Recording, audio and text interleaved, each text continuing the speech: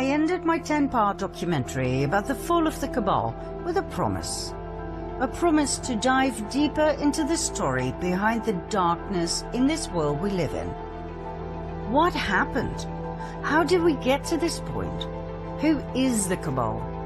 And what is their exact agenda? Are you ready to go further down the rabbit hole? Well, fasten your seatbelts, for this is going to be one heck of a ride. Those who rule the world, those truly in command, are referred to as the Illuminati or Cabal. Not many people are aware of their presence, let alone their identity. We have grown to believe that our countries are ruled by presidents, by kings and queens and governments.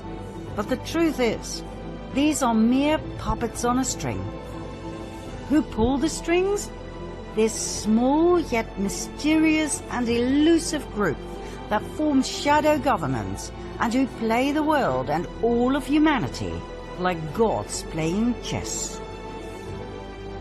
Is the Cabal for real? Or is it just a myth, blown out of proportion by conspiracy theorists looking for a common enemy? The Cabal is very real.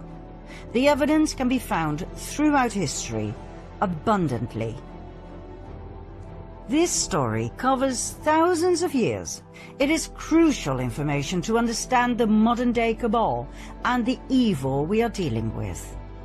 Not only that, it is the only way I can possibly reveal to you the best kept and most shocking secret in the history of mankind. Let's go all the way back in history to the most ancient civilization on Earth, Sumer. Ancient Sumer, 7 millennia ago.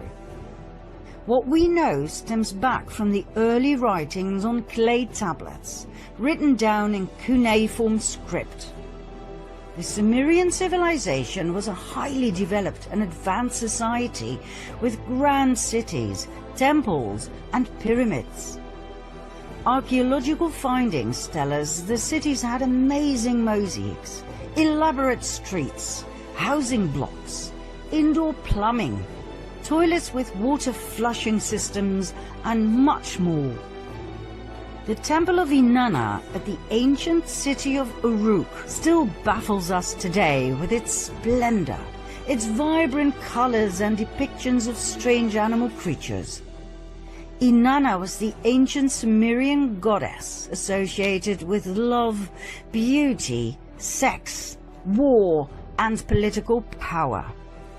She was later worshipped by the Akkadians, Babylonians, and Assyrians under the name of Ishtar or Asherah. Many researchers now believe she was Isis of the Egyptians, Diana of the Greeks, and Venus of the Romans. She was the consort of Baal, the deity who demanded child sacrifice. We shall later see whether this is true or not. The ancient culture of Sumer and its polytheistic religion expanded towards the northwest into Babylonia, then even further west. It went to what we now know as Canaan and Phoenicia. More about this group later. There was a second group. They went further north, all the way to the region we now call Ukraine and southern Russia, between the Black Sea and the Caspian Sea. There they took on the name Khazars and called their new homeland the Kingdom of Khazaria, after their ancestors.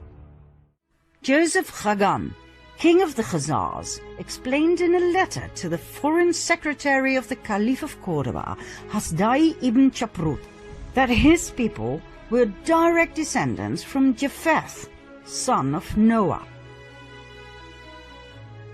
Khazaria was right at the center of the northwestern Silk Road. Merchants who traveled through Khazaria had to pay toll, a lucrative way to swell the coffers of the kingdom. The Khazars were different than the peoples from the surrounding countries. They were described as thieves and spies. They were said to be lawless people, who lived a life of sin, of sexual extremities, and of cruelty. They would murder travelers from other countries and adopt their identity. They were masters of deceit. And, last but not least, they were said to worship Baal, also referred to as Moloch, a representation of Lucifer that demanded child sacrifice.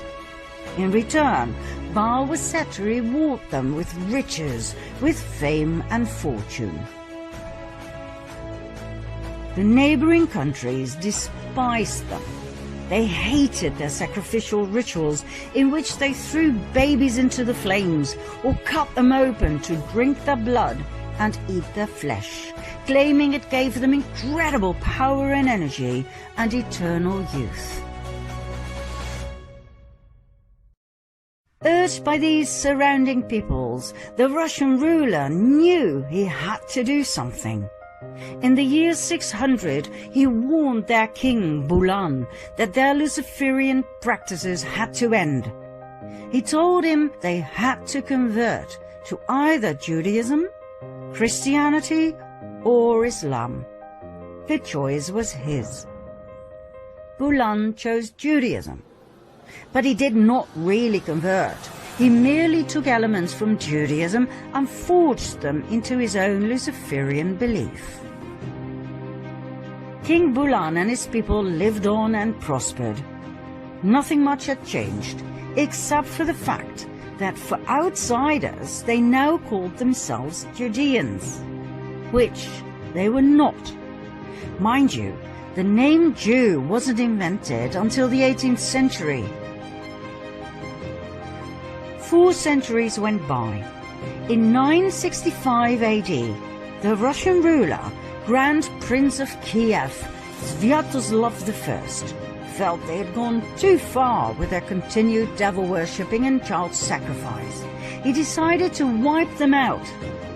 But the Khazars had their spies everywhere, and the Russian cunning plan was brought to the ears of the Khazarian king, who, just in time, fled the country with his 25 wives and 60 concubines, all of the nobility, plus an enormous amount of gold and silver.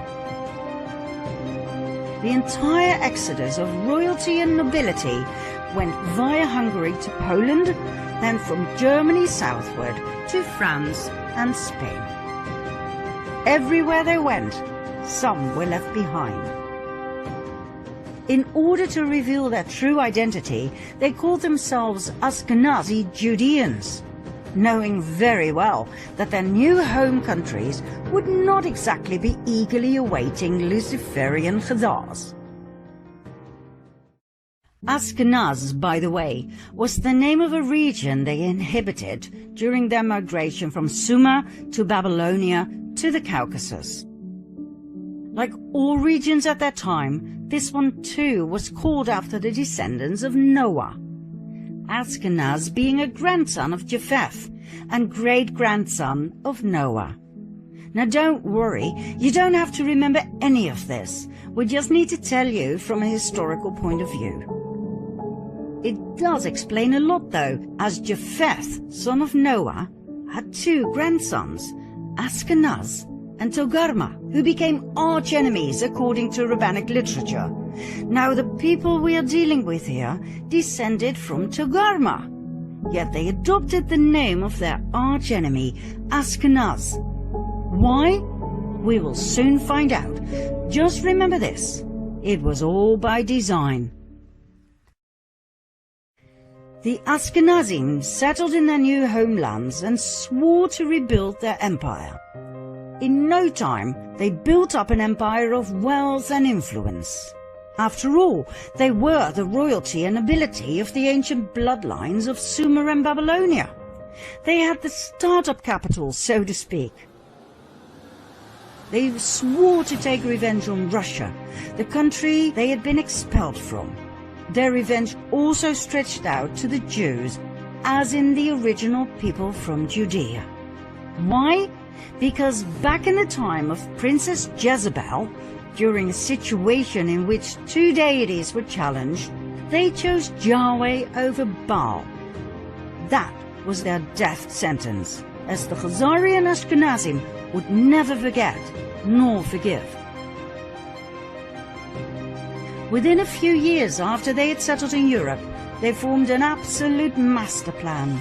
A plan so big, so intelligent, and so evil, it would change the fate of the world forever. One of the Khazarian families that had joined the exodus from Khazaria was the Rothschild family. That's right, the Rothschilds I talked about in part 2 of my previous series.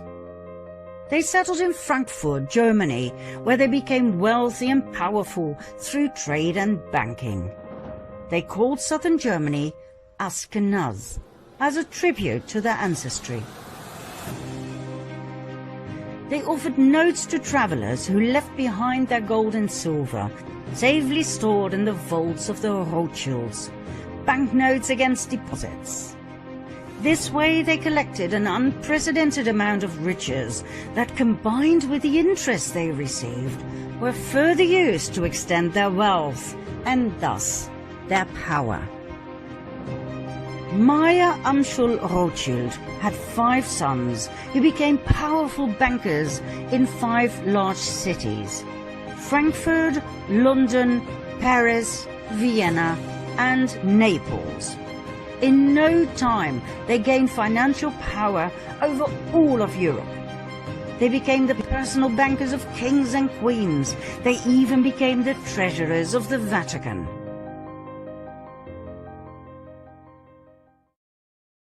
Before we continue with an event in the 18th century that has been deliberately erased from our history books, we have to pause this storyline and go back to the early Middle Ages for a second storyline. The two will meet during this 18th century event. And when they do, things will fall into place, I promise. We'll start in the age of the Crusades. In 1048 AD, an organization was founded that we refer to as the Order of Malta. They were founded in Jerusalem. Their goal was dual. One arm of the order ran a hospital in the Holy Land to tend to Christian pilgrims. The other arm was military, tasked by Rome to protect Christians against the local Muslim population. Their symbol? The equal-armed Maltese cross. During the first 50 years of their existence, Jerusalem was Muslim territory. The amount of Christian pilgrims who went to Jerusalem was limited, even by Islamic law. In 1096 AD, the first of 9 wars broke out. They became known as the First Crusade. The Crusades were religious wars initiated and supported by the Roman Catholic Church. Their goal was to recover the Holy Land from Islamic rule. 3 years after the Crusaders had left for the Holy Land, this goal was achieved. Godfrey de Bouillon and his brother Baldwin, leaders of the First Crusade, became rulers of Jerusalem. The Crusades may have been romanticized in literature and movies, but the truth is, they were insane religious wars focused on nothing but death, destruction, and forced conversion. An estimate of nearly 2 million people died. In 1118, a French knight by the name of Hugh de Payan founded a military order together with 8 relatives and friends. They called the order the Poor Knights of the Temple of King Solomon, later known as the Knights Templar. This order sprang forth from a secret society called the Prieuré de Sion, the Priory of Zion, an order that, by the way, is still alive and active today. With the support of the King of Jerusalem, the Knights Templar set up headquarters on the sacred Temple Mount. Their official goal was to protect pilgrims on their way from Europe to Jerusalem. In and of itself, this is fascinating.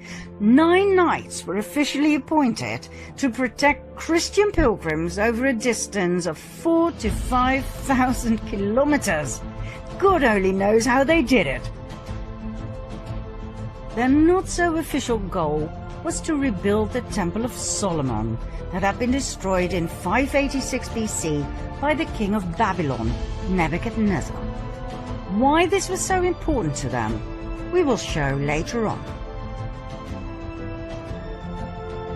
In 1129, the Order of the Knights Templar received the official support of the Roman Catholic Church. The order grew abundantly, and donations came pouring in from all over Europe. The Knights adopted a code of conduct in which they swore unfailing obedience to the Master. According to researchers, the principle of obedience made the Knights Templar lethal. They acted swiftly and with certainty to do as they had been commanded. A force of Templars became an extension of the will of its commander, the Grand Master. At the height of their power, the Order of the Knights Templar comprised of almost 20,000 members. Only 10% were armed knights. The other 90% took care of infrastructure and logistics. Even though the knights had sworn to a life of poverty, the order was excessively rich, owning large plots of lands, farms, vineyards, mills, horses, arms, equipment, the island of Cyprus, and an impressive fleet of ships. All the way from Europe to Jerusalem, in every city, they had monasteries, castles, churches, universities. They were so powerful they did not need to obey local laws. They could pass freely across all borders. They didn't have to pay taxes, and they were exempt from all authority except that of the Pope. Furthermore, everything they took from the Muslim population that they subjugated and murdered on their way was given to the order. Did they have these privileges in writing? Oh yes, Pope Innocent II took care of everything by signing the papal bull Omne Datum Optimum in 1139. All the order had to do was swear obedience and allegiance to the Pope. There was one area, though, in which the Templars truly excelled: banking. They had a network of banks in many countries that enabled pilgrims to deposit assets in their home countries and withdraw funds in the Holy Land. By the 13th century, the Templars had become such competent and trusted bankers that European kings and nobles who embarked on crusades to the Holy Land often forwarded large cash sums to the Templars that could be withdrawn later so they could pay their armies. The Templars even gave out loans to rulers. They excelled in everything they did, for which they were overloaded with donations, gifts, fame, and fortune.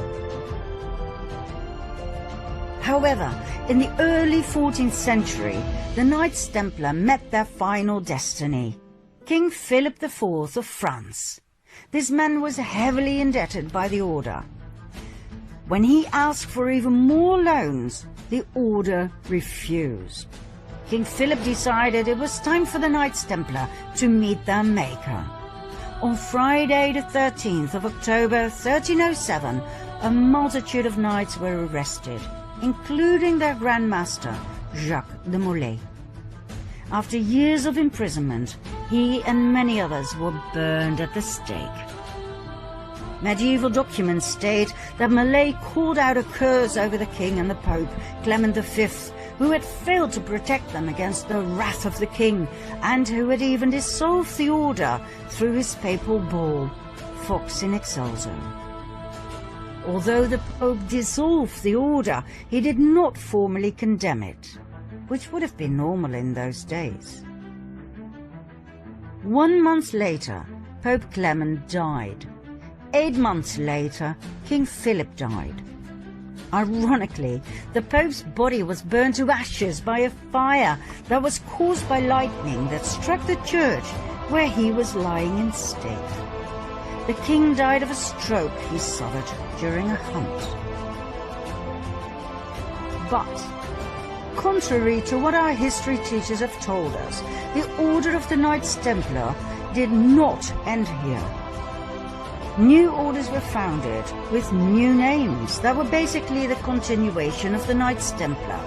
Think Military Order of Christ in Portugal, Supreme Order of Christ in Italy, and so on and so forth. In every European country, the Knights Templar simply lived on the way they had, as if nothing much had changed. Only the order names had. The Order of the Rosicrucians appeared, founded by Christian Rosenkreuz, a German aristocrat. Was it connected to the Knights Templar? Absolutely. The sign of the equal-armed cross of the Knights Templar was combined with a rose. It can be found in medieval churches across France, Spain and Portugal. Yet another secret order was founded in 1534, 2 centuries, 2 decades and 2 years after the official dissolution of the Order of the Knights Templar, the Jesuit Order. The Jesuit Order was a Catholic religious order founded in Paris. Make no mistake though, the Jesuit Order was not an order of pious monks worshipping Jesus from within the walls of their safe monasteries. It was a military order of extremists who had sworn an oath of absolute submission and obedience to the Pope and to their superior general. Let's have a look at their initiation oath.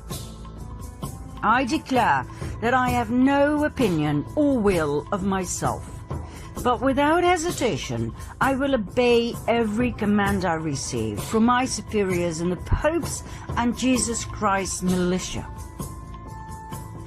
I promise further and declare that when the opportunity arises, I will conduct a ruthless war, secretly or publicly, against all heretics, Protestants and liberals, as I am instructed to do, to exterminate and destroy them of the whole earth, and that I will not spare age, sex or class, and that I will hang up, burn, boil, cook, peel, strangle, and bury these shameful heretics, rip the stomachs and wombs of their wives, and crush the heads of their children against the wall, for the purpose to destroy their horrible race forever. If this cannot be done openly, I will secretly administer the cup with poison, the strangling rope, the steel of the dagger, or the leaden bullet, regardless of the honor, rank, dignity, or authority of the person or persons, as I will at any time be instructed by an agent of the Pope or superior of the Brotherhood of the Holy Faith of the Order of Jesuits. In confirmation of which I hereby dedicate my life, my soul, and all of my corporal powers, and with this dagger which I now receive, I will subscribe my name written in my own blood, in testimony thereof. And should I prove false or weaken in my determination, may my brethren and fellow soldiers of the militia of the Pope cut off my hands and my feet, and my throat from ear to ear, my belly opened, and sulphur burned therein, with all the punishment that can be inflicted upon me on earth, and my soul be tortured by demons in an eternal hell forever. Not exactly what you would expect from an order of Jesus, right? Mind you, when we refer to the Jesuit order in relationship to the Cabal, we are not talking about the lower segments of the order. I personally know of Jesuit priests who are wonderful human beings and who've brought a lot of beauty and wisdom into this world. What we're referring to here is the top of the pyramid, the absolute elite of the order, better known as the Jesuit Council. Documents from the Golden Age show us that the Jesuit order grew into an extremely powerful group of men. Their influence went far beyond the religious world. It stretched all the way into the secular. They infiltrated the old Masonic lodges. The Masons were skilled tradesmen in the construction trade. They worked with their hands. They worked hard, physical labor.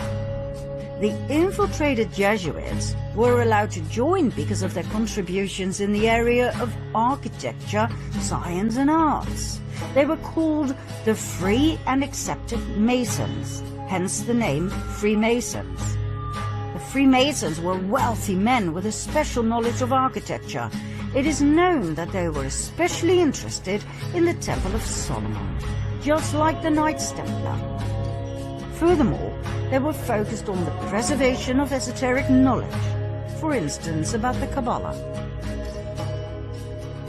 The fascination with the Temple of Solomon is not the only link between the Freemasons and the Knights Templar. Even today, the York Rite administers 3 orders of Masonry, one of which is the Knights Templar. The Knights Templar of the York Rite is a military branch of the Freemasons, just like the medieval order of the Knights Templar. They both have the symbol of the equal-armed Red Cross. So, in short, the Freemasons were a highly secretive group of powerful Jesuits who had infiltrated the countless Masonic lodges across the world.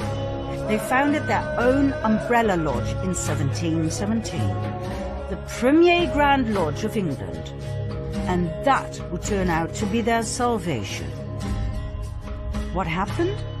The Jesuits had become way too powerful to the liking of 80 heads of states worldwide who obviously felt threatened by the powerful order.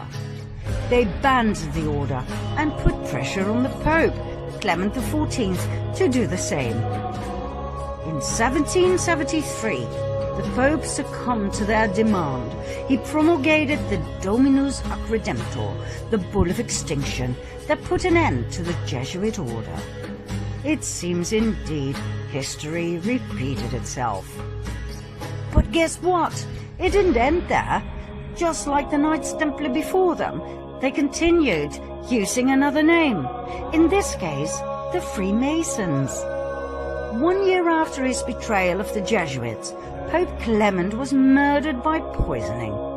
Just like the Luciferian Khazars, the Jesuits too, and their predecessors like the Knights Templar, had a taste for revenge.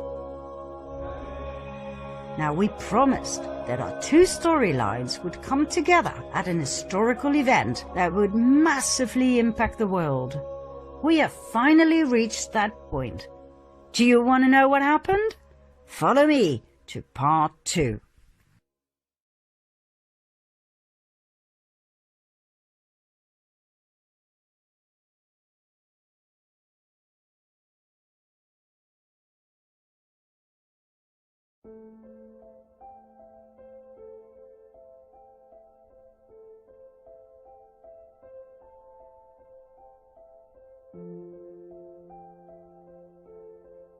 You might ask yourself why the orders we showed in part 1 are so important for our fall of the Cabal.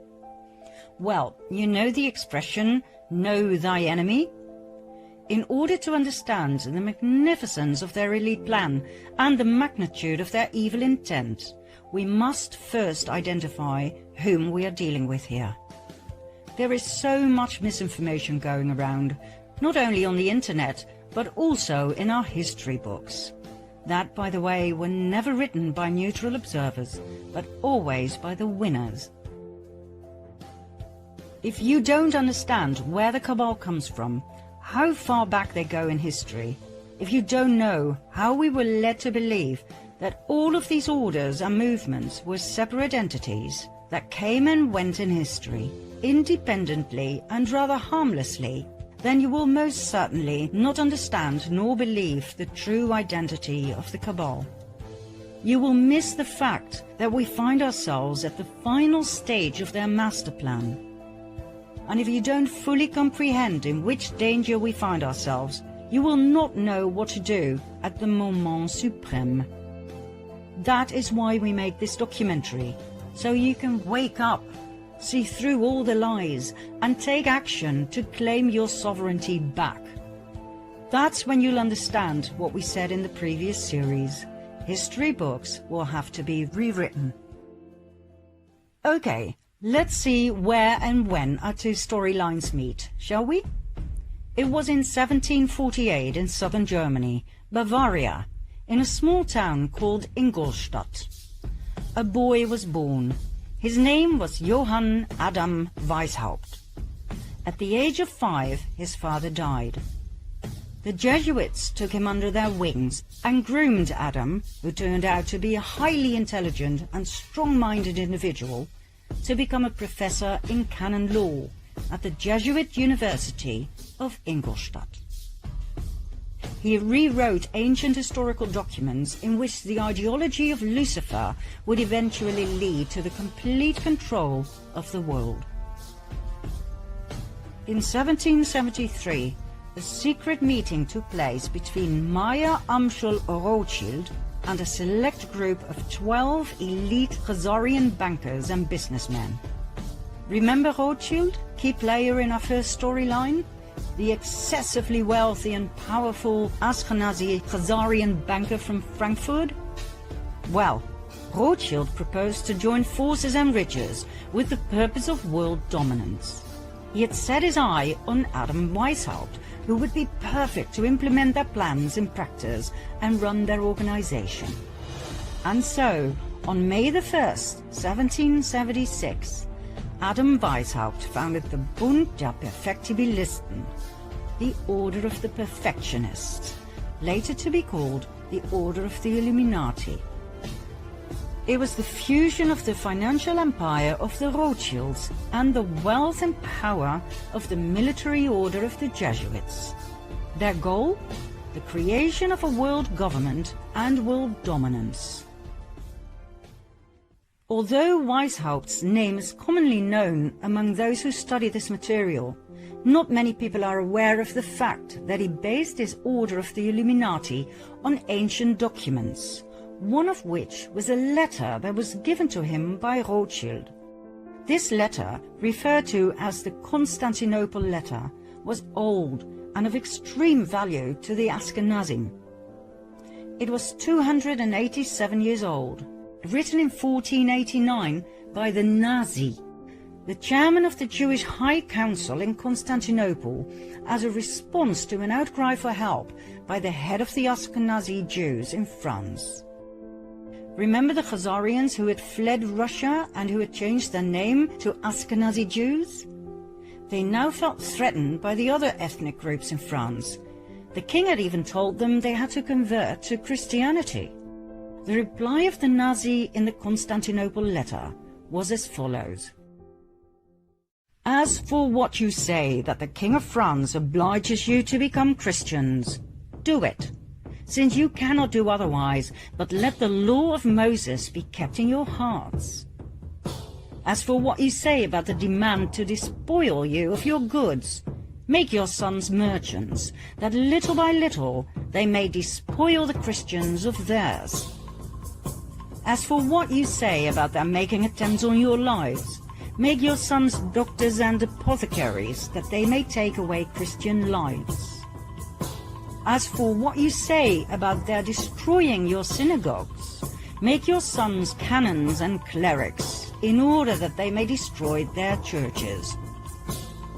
As for the many other vexations you complain of, arrange that your sons become advocates and lawyers, and see that they always mix themselves up with the affairs of state, in order that by putting Christians under your yoke, you may dominate the world and be avenged on them. Do not swerve from this order we give you, for you will find by experience that, humiliated as you are now, you will reach the actuality of power. In other words, they were told to fake and make-believe conversion and to infiltrate every aspect of society, commerce, medicine, religion, and legislation, with the sole purpose of revenge and destruction. How Khazarian. Adam Weishaupt founded the Order of the Illuminati in 1776, financed by the Rothschilds, based on this letter that, by the way, was based on an even older document, more about which in part 4. 1 year later, in 1777, Weishaupt joined the Grand Orient Masonic Lodge. He made over 2,000 Jesuits head of the many lodges across the world, thus establishing a massive empire of power in which the Jesuit order was the spider in the web. Weishaupt then officially left the Jesuit order so that no suspicion would ever be drawn to the involvement of the Roman Catholic Church and the Jesuit Council in the illustrious plans of the Illuminati. The Rothschilds used their riches to finance wars, as they had found out that by financing both sides of each and every war, they would always win financially. They knew no scruples, no mercy. The alliance of the Luciferian Khazars and the Jesuit order had only just begun. Their goals?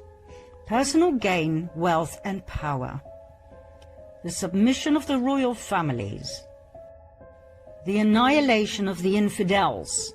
Protestants, Calvinists, atheists, Muslims, Jews, in other words, the destruction of all religions except the Roman Catholic faith. The destruction of all governments, world dominance of the Pope, and revenge. Revenge on each and every one who had ever betrayed them. Revenge on Russia, first and foremost, the country that had expelled the Khazars. But not only that. Remember the vengeance of the Jesuits on the Pope, who had betrayed them? Well, they weren't done just yet. For the European kings of France, Spain, England, Austria, and so on, who had banned the Jesuit order, were about to have a taste of their wrath. The first pawn the Illuminati alliance put forward was Napoleon Bonaparte. The fact that the French Revolution was indeed orchestrated by elite secret societies was documented and proven by the French Jesuit Augustin Barruel. He wrote an influential account in which he focused in particular on Adam Weishaupt, founder of the Order of the Illuminati. According to Barruel, the French Revolution was orchestrated by Freemasons and philosophers like Voltaire and Montesquieu. We'll get back to Barruel in a later stage, so remember his name. Napoleon's advisor was a Jesuit, Emmanuel Sillet. He advised Napoleon on where to go and what to do. In today's language, we would call Sillet his handler. According to many historians and researchers, the Jesuits were the ones who orchestrated and directed the French Revolution and the outcome. Napoleon was a Masonic Grand Master. He was chosen and initiated by the order to play a key role in their planned revolution. Napoleon's brother, Louis Bonaparte, was made Grand Master of the Grand Orient of France. His wife Josephine was a member of the Mason Rite of Adoption. Under Napoleon's rule, the number of lodges in France grew from 300 to 1,220. Napoleon was a puppet of the cabal. We were led to believe he was the front man, but he was not. The hidden hand that some historians believe was to cover an ulcer, seriously, was actually a common Masonic gesture called the sign of the Master of the Second Veil. Many world leaders have shown this sign throughout the ages. The French Revolution started in 1789 and lasted for 10 long and bloody years of absolute terror. It was the master plan of the Jesuit Council to take revenge on France, to destabilize the country through war, and to destroy the French crown. Their tool? The Jacobins, an extremist political movement founded by none other than Napoleon's advisor, the Jesuit Sieyès. The Jacobins caused mayhem across France, rioting, plundering, murdering everyone who stood in their way. They left behind a trail of death and destruction wherever they went. The Jesuit plan worked. The guillotines worked overtime.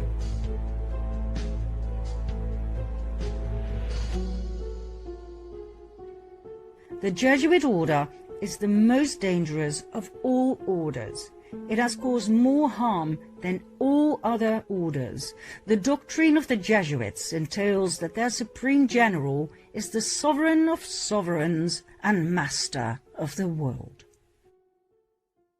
After the French Revolution had ended, the Napoleonic Wars started.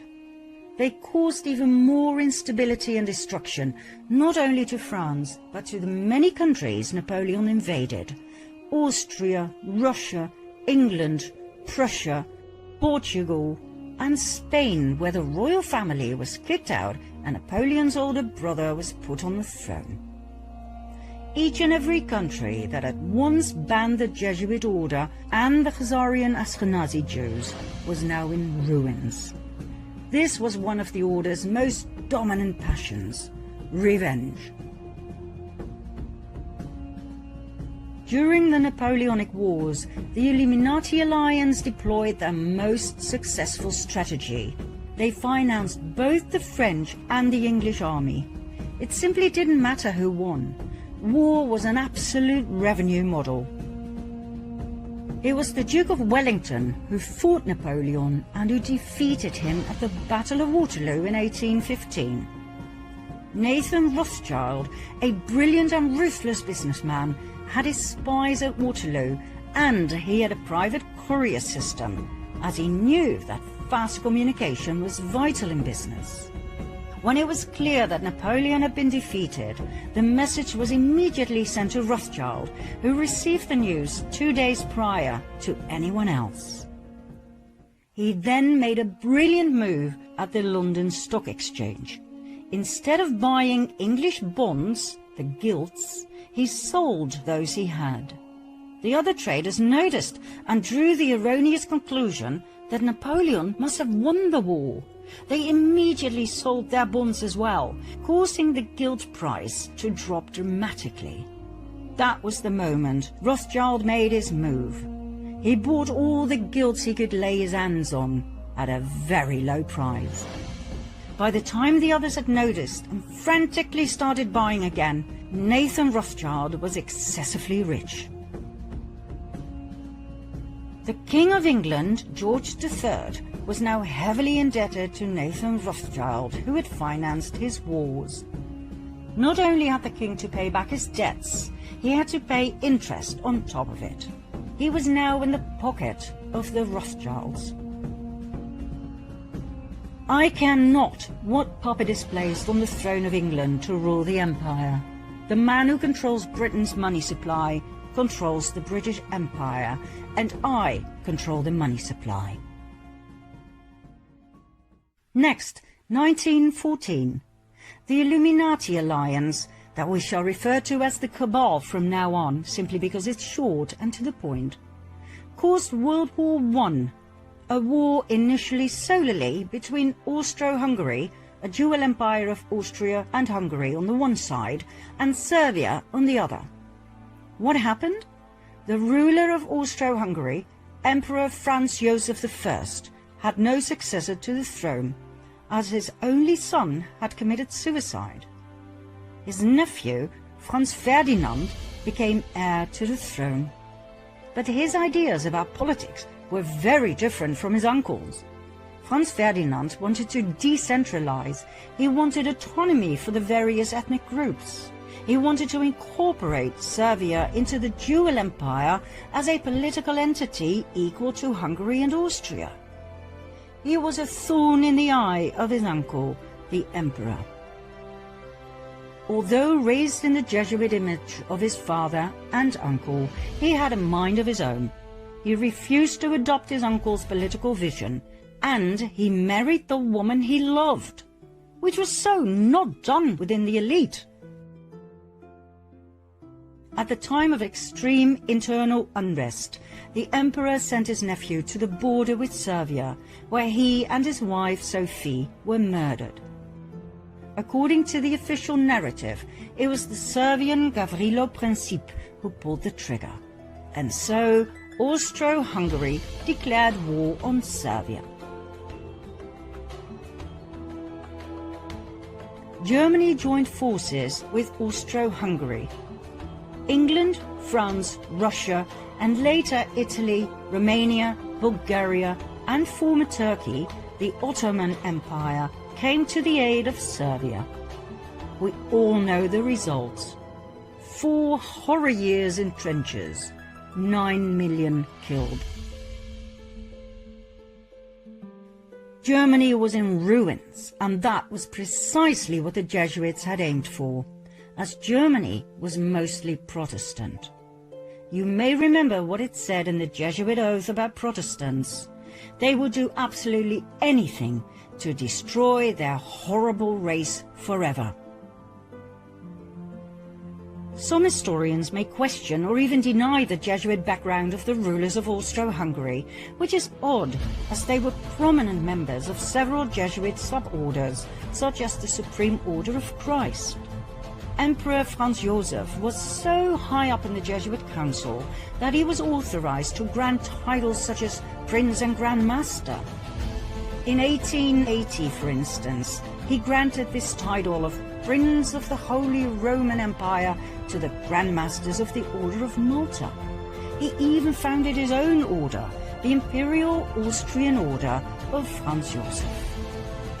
I promise to go deeper into these orders, plus the evidence of their Jesuit connection, in a later episode.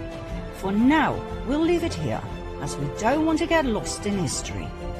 After all, we still have to cover the Russian Revolution and World War II, in a way it wasn't brought to you in school, I promise.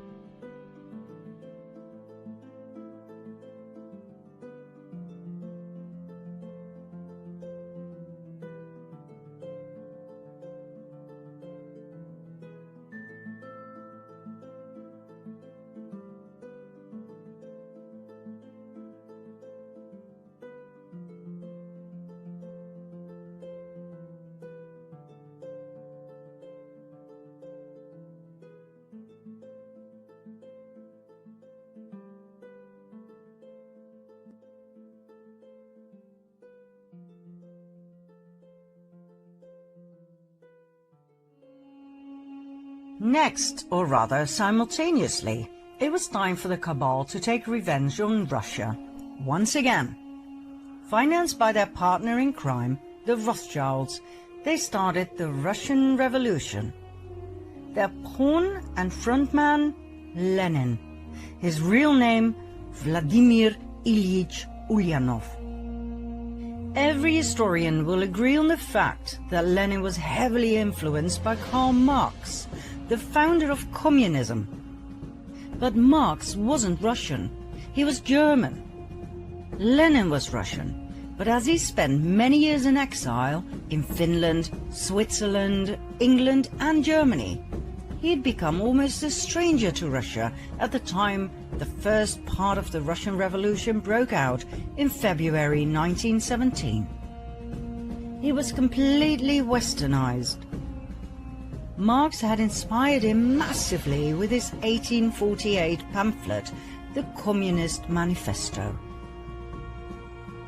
Lenin wasn't just inspired by Marxist communism, but also by his Jesuit background. Marx was trained in Germany at a Jesuit school, and after that he was tutored by Jesuits in the British Museum on the tenets of communism, as confirmed by ex-Jesuit priest Alberto Rivera. Another source of Marx being a Jesuit coadjutor, an assistant bishop, is Otto von Bismarck, who wrote in the North German Gazette that Marx was under control of the Jesuit priest Peter Becks, then Superior General of the Society of Jesus. And there was more Jesuit influence on Lenin. His right-hand man, Felix Dzerzhinsky, who was the head of the Soviet secret police, was a great admirer of the Jesuits. Furthermore, Lenin formally readmitted the Jesuits into Russia in 1922, which is rather strange, as religion was prohibited at that time within communism. But then again, was it strange? The origin of communism lies in the Jesuit ideology, as confirmed by many historians. The Jesuits in the 17th and 18th centuries perfected the first system of communist governance in their reductions in Paraguay. In the New Advent Catholic Encyclopedia, it reads, on the conditions of property, the economic basis was a sort of communism. The land and all that stood upon it was the property of the community. The land was apportioned among the caciques, who allotted it to the families under them. Agricultural instruments and cattle were loaned from the common supply. No one was permitted to sell his plot of land or his house. Very communist indeed. We will see later on in this documentary that even the term social justice was invented by the Jesuits. The first man to name it and write about it was the Jesuit Luigi Tabarelli d'Azeglio. Lenin was a Jesuit puppet who was pushed forward by the cabal to destabilize and destroy the country. He hated Russia and the Russians. Some of his most famous quotes are, "I spit on Russia. While the state exists, there can be no freedom. When there is freedom, there will be no state."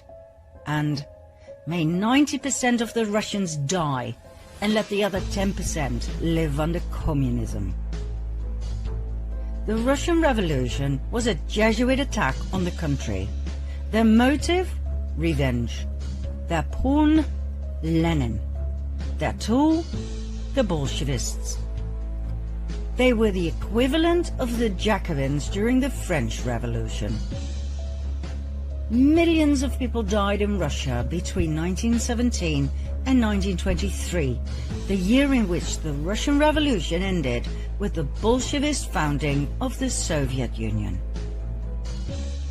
Now, before we move on to World War II, where we will share with you a discovery that, quite frankly, knocked us off our feet, so keep watching, we will first take a look at a chain of events in the US. Maybe you remember from part 2 of the previous series that in 1913, the US Federal Reserve Bank was founded, the mother of all banks, owned by several cabal families, among which the Rothschilds. Remember what happened to the 3 wealthiest and most influential opponents of the Fed? They conveniently died when the Titanic sank. Less than a year later, the Fed was a done deal. In the US at that time, about 21,000 banks did not yet fall under the jurisdiction of the Fed. That was, and still is, an absolute lethal thing to do. One might as well commit suicide, as history has proven over and over again, worldwide. In 1914, World War I started, 1 year after the establishment of the Federal Reserve. Between 1914 and 1919, the Fed doubled the money supply, causing a nationwide increase in lending. In 1920, it shrank the money supply, and 5,500 competitor banks went bankrupt. They were bought by the Fed for next to nothing. Between 1921 and 1929, the Fed increased the money supply again. Loans were everywhere. But on October 23, 1929, 2.6 million shares were sold in a frenzy. By whom? Not that hard to guess. The next day, on October 24 at 9 a.m., Wall Street was closed, and the moneymakers who had gathered outside slowly started to realize in a state of shock what had happened. Loans were called in. Investors were forced to sell their shares. This event became known in history as the Wall Street crash.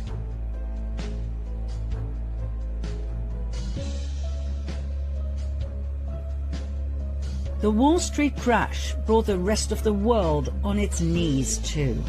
16,000 competitive non-Fed banks went bankrupt. They too were bought for next to nothing. It was called the greatest robbery in history. But it wasn't enough. The Fed reduced the money supply even further by 30%, causing starvation throughout the US.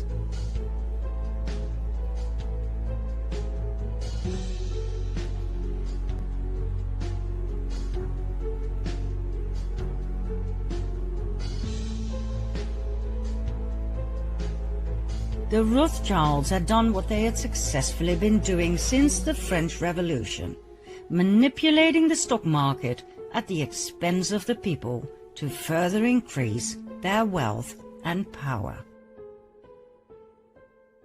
Congressman McFadden was so horrified he began impeachment proceedings against the bankers who owned the Federal Reserve. Like I said, he might as well have committed suicide straight away. He was poisoned at a banquet, and the impeachment was abandoned. One simply does not get in the way of the Khazarian cabal. 4 years after the Wall Street crash in 1933, on the pretext of getting out of the Depression, the banks persuaded the government to carry out a national gold seizure on penalty of imprisonment for 10 years. That's right. Under pressure of the Fed, President Roosevelt signed Executive Order 6102 to make the impoverished American people give up their gold. They had nothing left. With the gold standard gone, the cabal had no more limitations on how they could manipulate the money supply. This meant absolute dominance. On top of everything else, income tax was created in 1913 to cover the huge amounts of money the government was paying the Federal Reserve. Like we said in part 2 of the previous series, income tax is illegal. We were just never told. One of the dire consequences of the Wall Street crash was that the Fed called in all international loans. The country that was the worst affected was Germany. After World War I, the country had to pay reparations to the victims, for which it desperately needed the loans, as well as for rebuilding the country and the economy. When the Fed called in their loans, the German economy collapsed. The country dived into a deep depression. That same winter, about 2 million people were unemployed. Less than 3 years later, that number had tripled, meaning a staggering unemployment rate of 40%. The government's expenses to support these people went through the roof. The Chancellor cancelled unemployment support in a desperate move, which made things even worse. More chancellors came and went. Nobody knew what to do with this mess. People were losing faith in democracy, music to the ears of the cabal, and sought help from extreme left, the communists, or extreme right, the Nazis. In January 1933, Hitler became Chancellor of Germany. Although he had a majority of seats in Parliament, he did not have the absolute power he desired. Conveniently, only 4 weeks later, the Reichstag, home of the German parliament in Berlin, was set on fire, allegedly by communists. Hitler used the event to persuade President Hindenburg to pass an emergency act restricting personal liberty. The act abolished freedom of speech, assembly, privacy, and the press. It abolished the right to own property and the right to trial before imprisonment. It legalized phone tapping and interception of correspondence. The decree was used as the legal basis for the imprisonment of anyone considered to be opponents of the Nazis. People could be imprisoned for any or no reason. That night, around 4,000 people were arrested, imprisoned and tortured by the SA. Hitler was now able to imprison communist leaders, so his main opponent during the elections, the Communist Party, fell apart. Hitler's SA intimidated the rest of the opposition, after which he pushed through the Enabling Act that enabled him to make laws without the parliament's consent for the next 4 years. This gave Hitler absolute power. He then banned all political parties. Only the Nazi Party was allowed to exist.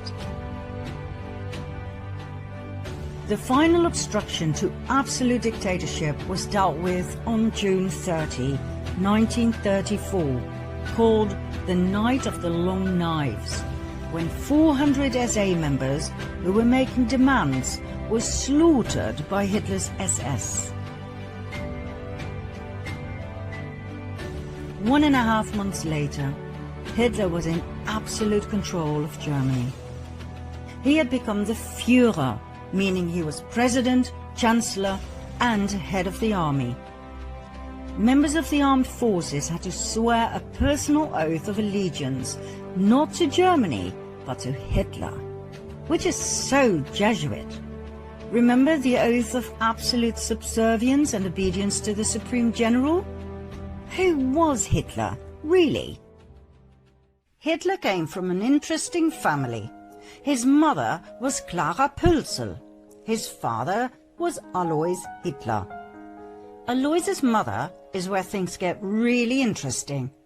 Her name was Maria Anna Schiggelgruber.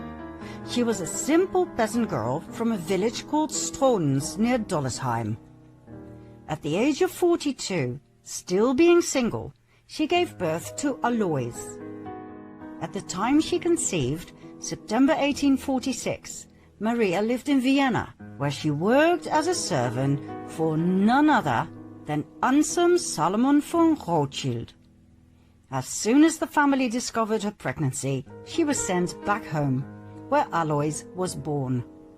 Maria refused to tell who the father was. It must have been someone with power, for she kept it a secret for the rest of her life, and the father did not feel the need to marry her. When Alois was 5 years of age, Maria married Johann Georg Hitler.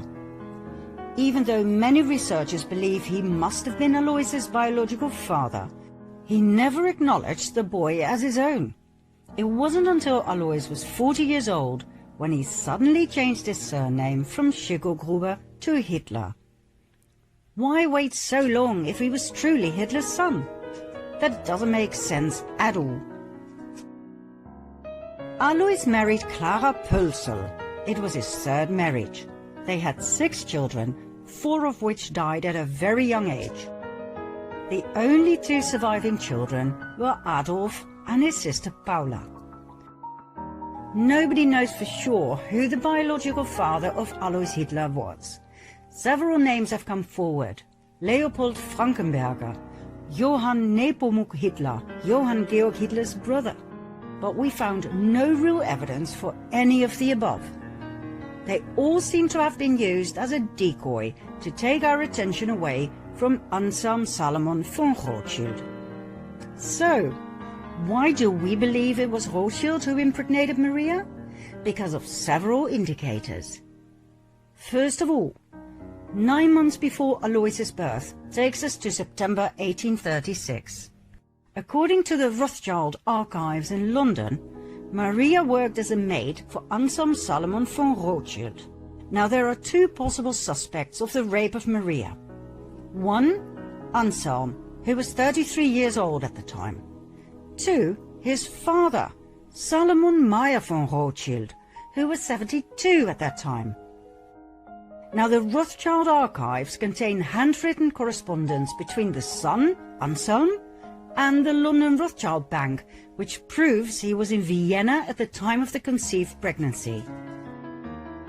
His father, on the other hand, was in Paris. That narrows it down, don't you think? Secondly, in 1876, when Alois was 40 years old, he suddenly inherited a large sum of money. From whom? There wasn't any money in the family.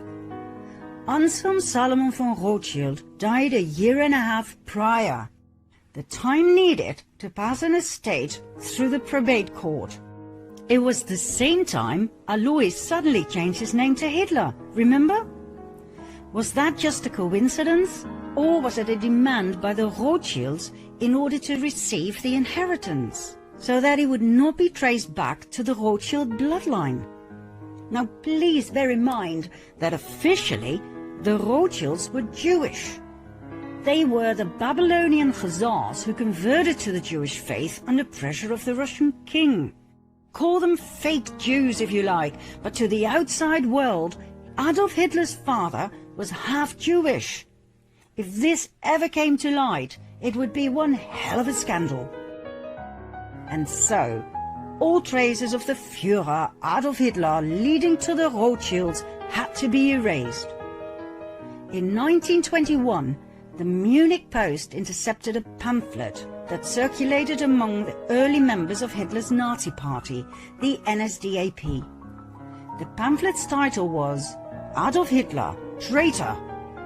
It dealt with the alleged Jewish blood in Hitler's veins. It accused Hitler of fronting for Jewish finances and for acting like a Jew himself. The Munich Post decided to publish the pamphlet. On the very day that Hitler became Chancellor, the Munich Post was ransacked and its editors and writers were sent off to concentration camps, where they were never heard from again. The Austrian Chancellor Dollfuss investigated Hitler's family origins on two occasions. The first investigation, published in 1932, determined that Hitler's father was illegitimate, born to a 42-year-old unmarried woman and an unknown father. The second investigation determined that Hitler's mother was employed as a domestic servant in the residence of Baron Rothschild of Vienna. Shortly after, Hitler ordered the assassination of Dollfuss in 1934.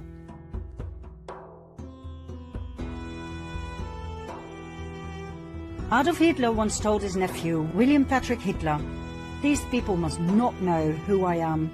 You must not know where I come from and which family I'm from." In an effort to erase any evidence that would lead Hitler back to the Rothschilds, not only were people murdered, but the entire village of Dollersheim, where Hitler's grandmother had come from, was completely destroyed on Hitler's orders.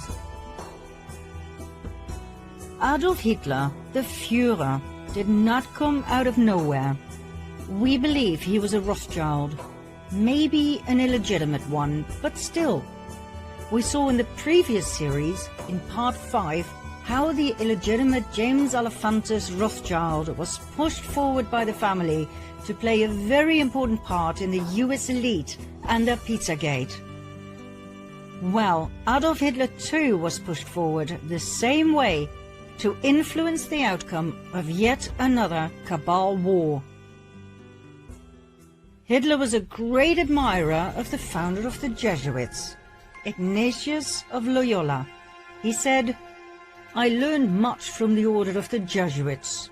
Until now, there has never been anything more grandiose on the earth than the hierarchical organization of the Catholic Church. I transferred much of this organization into my own party." Hitler called Heinrich Himmler, the inventor and organizer of the Holocaust, the Reichsführer of the SS, and compared him to Ignatius of Loyola.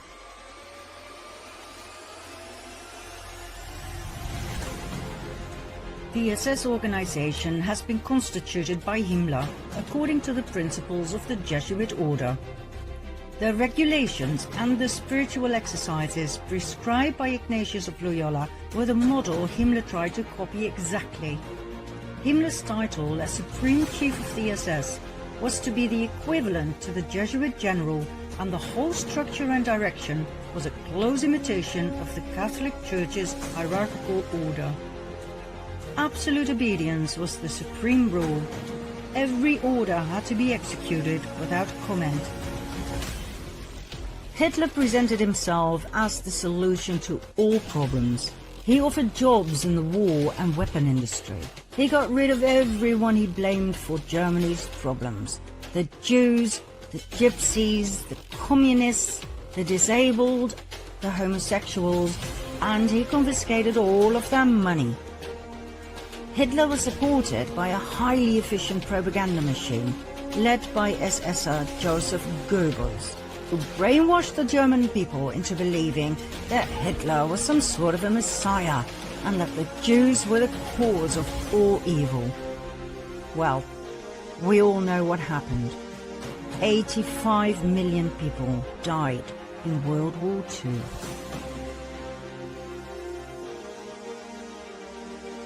But the cabal wasn't done just yet.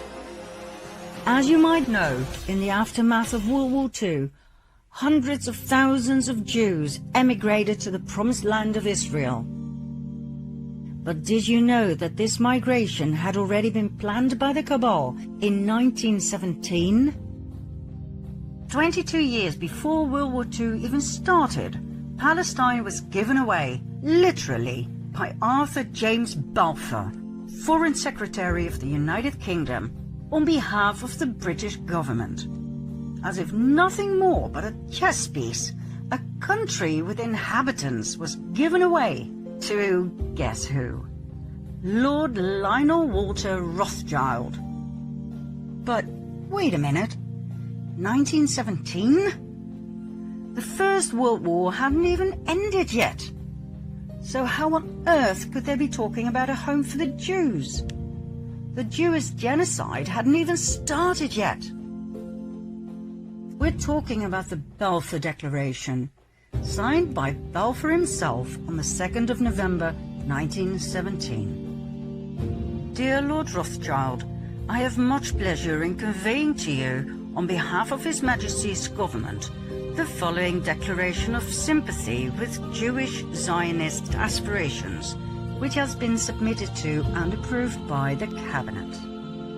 His Majesty's government view with favour the establishment in Palestine of a national home for the Jewish people, and will use their best endeavours to facilitate the achievement of this object, it being clearly understood that nothing shall be done which may prejudice the civil and religious rights of existing non-Jewish communities in Palestine, or the rights and political status enjoyed by Jews in any other country.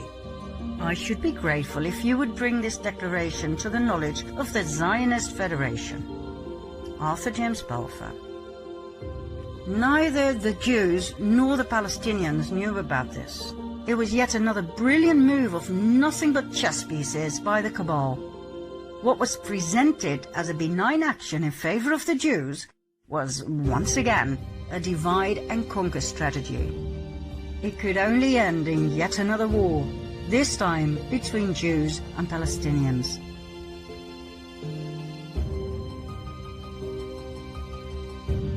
The Jewish people were willingly and knowingly murdered 22 years after the Balfour Declaration was signed. Why? Because the Rothschilds and the other cabal families had but one focus: Jerusalem. It's not by chance that so many family members have Solomon in their name. The Temple of Solomon, Temple Mount, and therefore the land of Israel was their main priority. We will soon tell you why and expose their deepest and darkest secret. For now, millions of Jewish people were sacrificed in order to get there.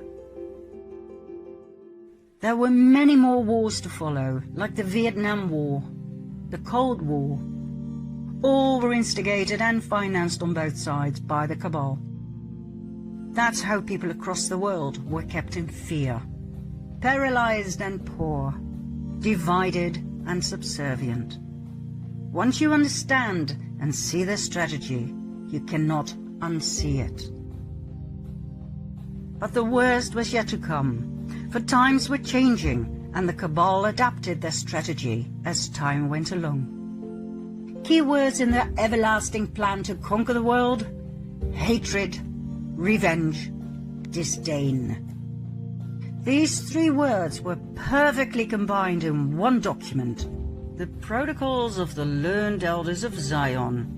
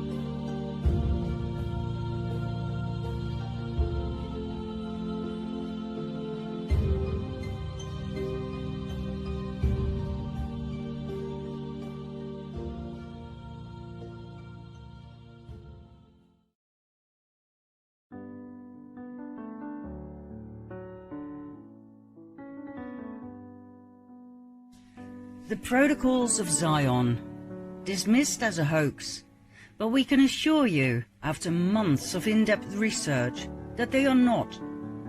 They were slightly altered, yes, but they are not a hoax. In 24 protocols, the Elders of Zion described their vision of the world, its population, and their ultimate goal: absolute world dominance and a one-world government. A new world order in which their king, the King of Kings, will be crowned on the throne of Zion to rule the world forevermore. Some people believe the protocols were copied from a 19th century book, The Dialogue in Hell between Machiavelli and Montesquieu by Maurice Joly, in which Napoleon was ordered to Jew and France was ordered to the world. Others believe the Protocols of Zion were copied from Machiavelli, Montesquieu and Rousseau, written by Jacob Venedey. Then there was the theory of our friend Baruel. Remember him? He believed that the original culprits were not the Jews, nor Napoleon, but the Masons. Baruel wrote a series of 4 books about the French Revolution, in which he presented evidence of the involvement of secret societies. So that's yet another theory. And then there was a court case, in which the judge ruled the Protocols of Zion a forgery.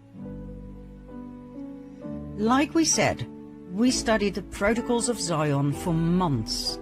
We compared them with the original French version of Dialogue in Hell between Machiavelli and Montesquieu by Joly, and yes, we did indeed find a lot of similarities. Some parts were even identical. Does that mean the protocols were copied? Stolen, if you like, from Joly's work?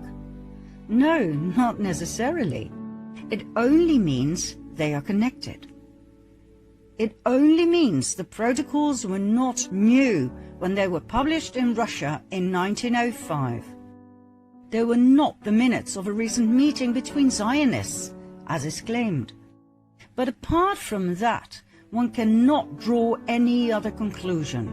It would be a literary blunder to simply state that the Protocols of Zion were based on the work of Maurice Joly or Venedey or any other 19th century author. As a linguist with a degree in paleography, the study of ancient documents, I can assure you that most statements about the Protocols of Zion are incorrect. Like the verdict of the court case, which was based on a highly unprofessional approach of the matter. The problem with the protocols of Zion is that they are surrounded by emotions. The people who study them are confronted with their own belief system, meaning, if you blame the Jews of the wrongs in the world, you will tend to believe the protocols are genuine. You will use the protocols as proof of the evil of the Jewish people. However, if you are Jewish, or if you lost your Jewish friends in the war, you will tend to believe the protocols are a fraud made only in Russia in 1905 to make the Jewish people look really, really bad. We believe the protocols of Zion to be very old. It seems to us that they were the source text from which the other books arose, not the other way around. Remember Adam Weishaupt, founder of the Order of the Illuminati? In 1776, he put together a document that gave a clear overview of the aims, convictions and protocols of the Illuminati, or the Cabal. The do's and the don'ts. That was his assignment, as given to him by Rothschild. Did he put those protocols together from scratch? We think that's highly unlikely. What if the original protocols were given to him by Rothschild? Remember the Constantinople letter given to Adam Weishaupt by Rothschild?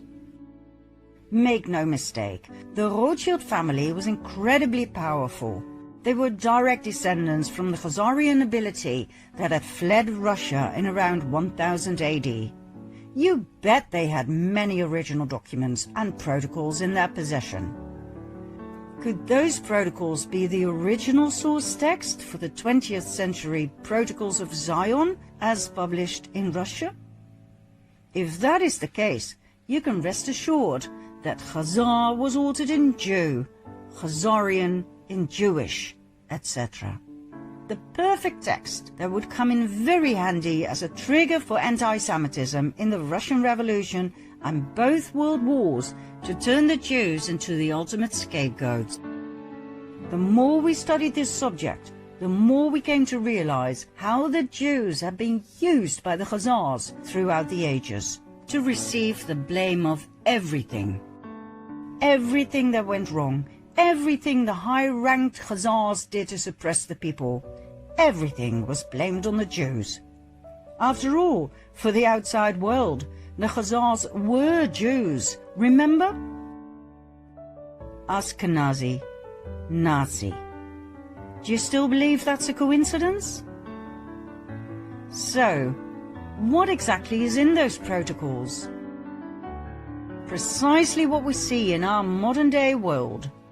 The protocols are a description of all the possible ways the Cabal used to control, manipulate, brainwash and dominate the Goyim, the ordinary people, the non-Khazars.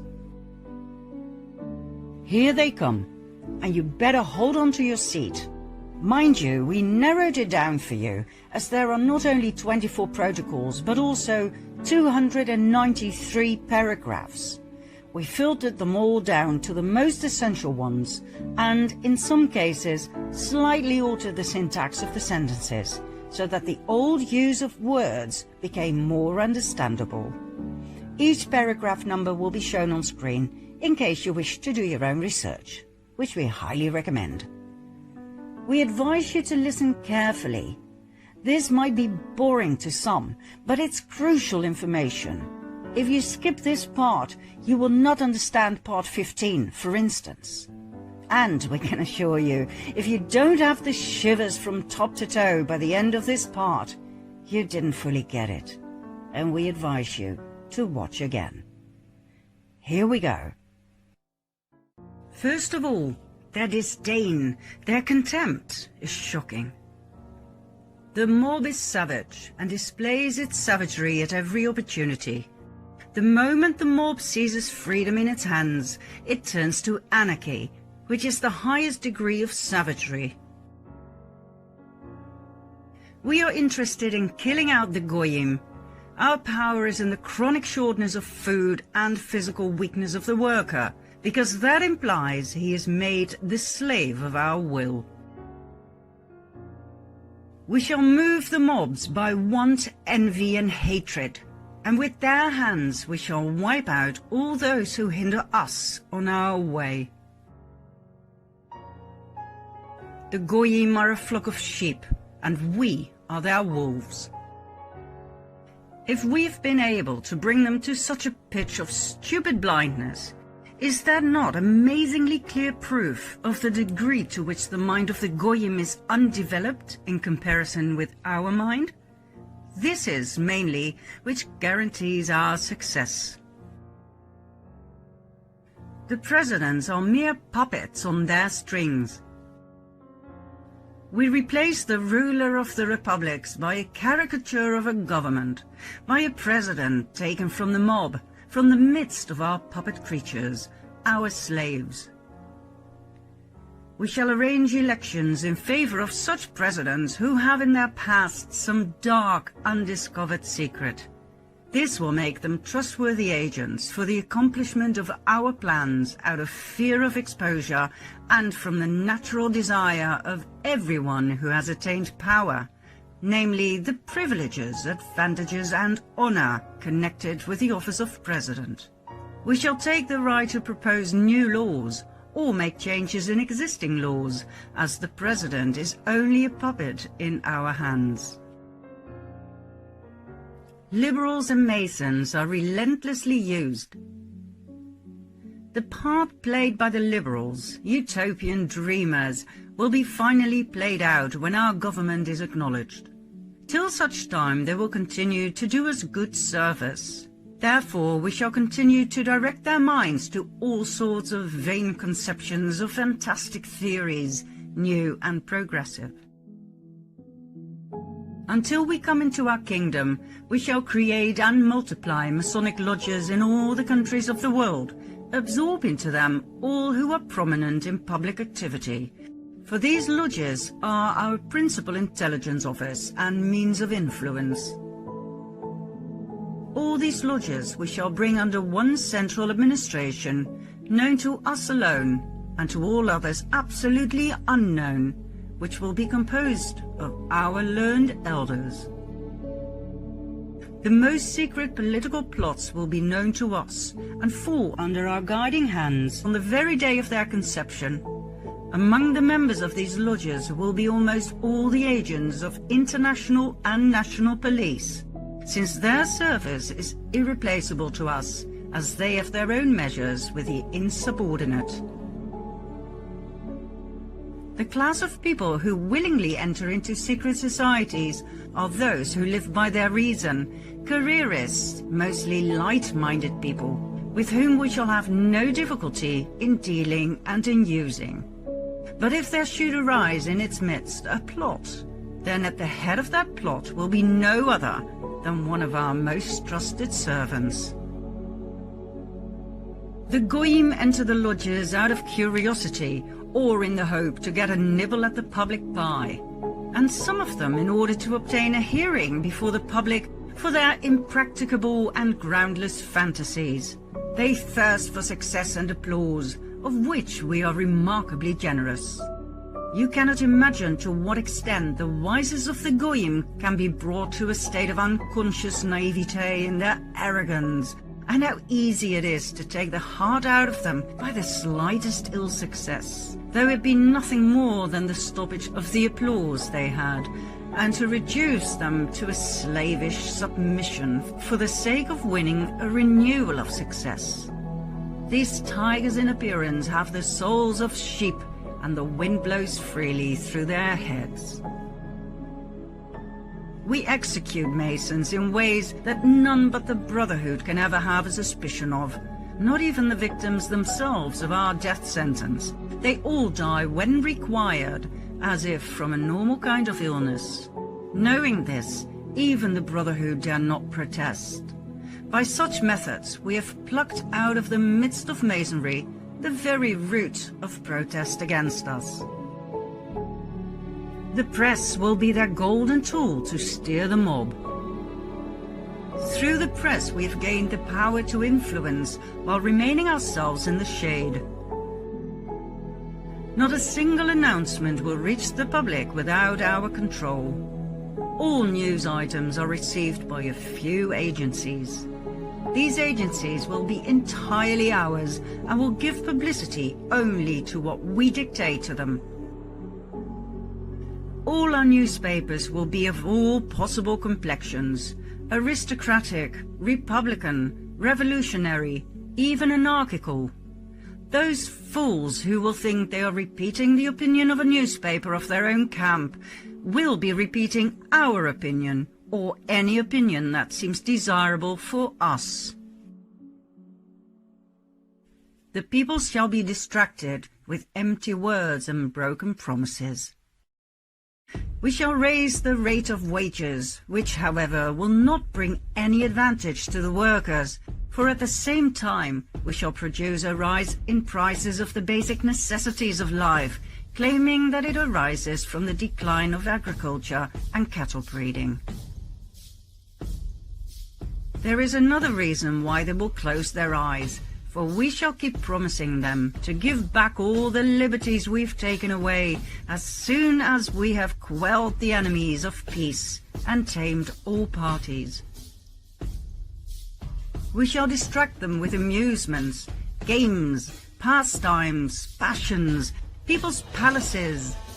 Through the press we shall propose competitions in art, in sport, in all kinds. These interests will finally distract their minds. All layers of society will be infiltrated. It is from us that the all-engulfing terror proceeds. We have in our service persons of all opinions, of all doctrines, restorating monarchists, demagogues, socialists, communists, and utopian dreamers. We have harnessed them all to the task of drilling away the last remnants of authority. By these acts, all states are in torture and ready to sacrifice everything for peace and tranquility. But we will not give them peace until they openly acknowledge our international supergovernment, and with submissiveness. We have got our hands into the administration of the law, into the conduct of elections, into the press, into liberty of the person, but principally into education and training as being the cornerstones of a free existence.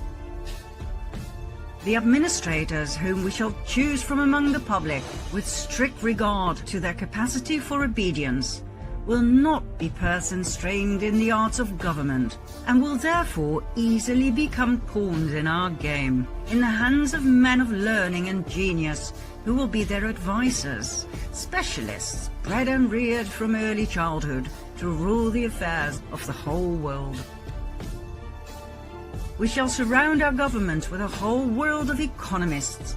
Around us will be a constellation of bankers, industrialists, capitalists, and the main thing, millionaires, because everything will be settled by the question of figures. Who will ever suspect that all these people were stage managed by us, according to a political plan which no one has so much as guessed at in the course of many centuries? The ultimate threat. You may say that the Goyim will rise upon us, arms in hand, if they guess what is going on before the time comes. But in the West we have against this a maneuver of such appalling terror that the very stoutest hearts quail. The undergrounds, metropolitans, those subterranean corridors, which, before the time comes, will be driven under all the capitals, and from where the capitals will be blown into the air with all their organizations and archives. They will cause mayhem. We have stirred up every form of enterprise. We have armed all parties. We have set up authority as a target for every ambition. Of states we have made gladiatorial arenas where a lot of confused issues contend. A little more, and disorders and bankruptcy will be universal. This hatred will be further magnified by the effects of economic crises, which will stop dealing on the exchanges and bring industry to a standstill. Universal economic crises whereby we shall throw upon the streets whole mobs of workers simultaneously in all the countries of Europe. These mobs will rush to shed the blood of those whom they have envied from their cradles in the simplicity of their ignorance, and whose property they will then be able to loot. Remember the French Revolution? The secrets of its preparations are well known to us, for it was wholly the work of our hands. There will be a transition period.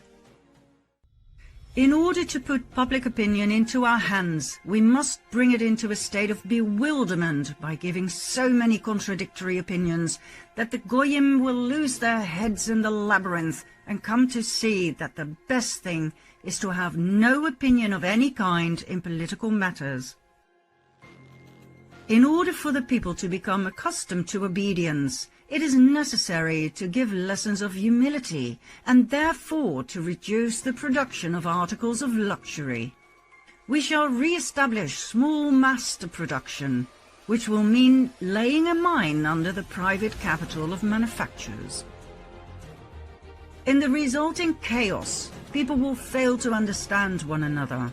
It will discourage any kind of personal initiative, which might hinder our affair in any degree. There is nothing more dangerous than personal initiative. If it has genius behind it, such initiative can do more harm to us than can be done by millions of people among whom we have sown discord. We must so direct the education of the Goyim communities that whenever they come upon a matter requiring initiative, they may drop their hands in despairing impotence. We shall so wear down the Goyim that they will offer us international power that will enable us without any violence gradually to absorb all the state forces of the world and to form a super government. In place of the rulers of today, we shall set up a super government administration. Its hands will reach out in all directions, and its organization will be of such colossal dimensions that it cannot fail to subdue all the nations of the world. The moment of the recognition of our despot will come when the peoples, utterly wearied by the incompetence of their rulers, a matter which we shall arrange for, will cry out, "Away with them, and give us one king over all the earth who will unite us and annihilate the causes of disorders, who will give us peace and quiet, which we cannot find under our rulers and representatives." Then will the mob exalt us and bear us up in their hands in a unanimous triumph of hopes and expectations. Voting, which we have made the instrument which will set us on the throne of the world, will then have served its purpose and will play its part for the last time. The new kingdom will be blood-curdling. We shall create an intensified centralization of government in order to grip in our hands all the forces of the community. We shall regulate all the actions of the political life of our subjects by new laws. These laws will withdraw one by one all liberties of the Goyim, and our kingdom will be distinguished by a despotism of such magnificent proportions that we can wipe out any Goyim who oppose us by deed or word. The word freedom brings out the communities of men to fight against every kind of force, every kind of authority, even against God and the laws of nature. For this reason, when we come into our kingdom, we shall have to erase this word, freedom, from the lexicon of life, as implying a principle of brute force which turns mobs into bloodthirsty beasts. Freedom is the right to do that which the law allows. All freedom will thus be in our hands. In our programs, 1/3 of our subjects will keep the rest under observation from a sense of duty, on the principle of volunteer service to the state. It will then be no disgrace to be a spy and an informer, but a merit. When we at last definitely come into our kingdom by the aid of coup d'etat, prepared everywhere for one and the same day, We shall make it our task to see that plots against us shall no longer exist. With this purpose we shall slay without mercy all who take arms to oppose our coming into our kingdom.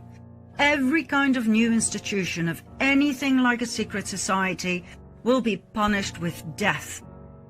Those now in existence are known to us, serve us, and have served us. But we shall disband them and send them into exile to continents far removed from Europe. In this way we shall proceed with those goy masons who know too much. Those we may spare will be kept in constant fear of exile from Europe as the center of our rule. One authority will be glorious because it will be all-powerful. Our authority will be the crown of order, and in that is included the whole happiness of man. We, the lawgivers, shall execute judgment and sentence. We shall slay and we shall spare. We rule by force of will, and the weapons in our hands are limitless ambitions, burning greediness, merciless vengeance, hatred and malice.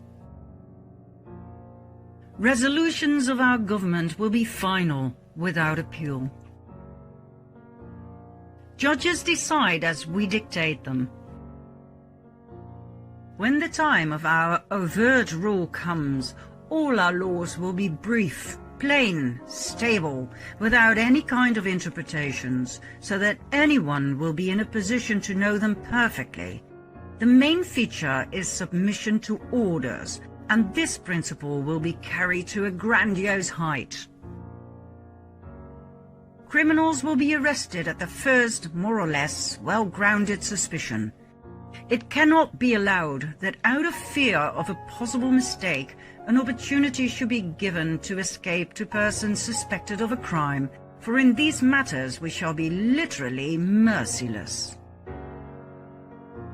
We shall re-educate the universities in a new direction. Their officials and professors will be prepared by detailed secret programs of action and will be so placed as to be wholly dependent upon the government. We shall replace the study of ancient history with a study of the program of the future.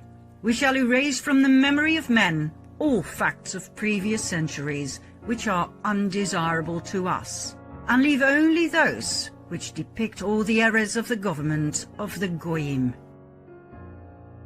We shall abolish every kind of freedom of instruction. It is indispensable for us to undermine all faith, to tear out of the mind of the Goyim the very principle of God and Spirit, and to replace them with arithmetical calculations and material needs. When we come into our kingdom, it will be undesirable for us that there should exist any other religion than ours of the one God with whom our destiny is bound up by our position as the chosen. We must therefore sweep away all other forms of belief. Our preaching of the religion of Moses has brought all the peoples of the world into subjection to us. Our philosophers will discuss all the shortcomings of the various beliefs of the Goyim, but no one will ever bring under discussion our faith from its true point of view, since this will be fully learned by none save ours, who will never dare to betray its secrets. Freedom of the press, the right of association, freedom of conscience, the voting principle must disappear forever from the memory of man, and undergo a radical alteration the day after the promulgation of the new constitution. What we want is that from the first moment of its promulgation, while the peoples of the world are still stunned by the accomplished fact of the revolution, still in a condition of terror and uncertainty, they should recognize once and for all that we are so strong, so superabundantly filled with power, that in no case shall we take any account of them, and so far from paying any attention to their opinions or wishes, we are ready and able to crush with irresistible power all expression, all manifestation thereof, at every moment and in every place. that we have seized at once everything we wanted, and shall in no case divide our power with them. Then in fear and trembling they will close their eyes to everything, and be content to await what will be the end of it all. We've been leading the peoples from one disenchantment to another, so that in the end they will turn also from us in favor of that King Despot of the blood of Zion, whom we are preparing for the world. The new king, the chosen one. This chosen one of God is chosen from above, to demolish the senseless forces moved by instinct and not reason, by brutishness and not humaneness. These forces now triumph in manifestations of robbery and every kind of violence under the mask of principles of freedom and rights. They have overthrown all forms of social order to erect on the ruins the throne of the King of the Jews. But their part will be played out the moment he enters into his kingdom. Then it will be necessary to sweep them away from his path. When the King of Israel sets upon his sacred head the crown offered to him by Europe, he will become patriarch of the world. This king will be the real Pope of the universe, the patriarch of the international church.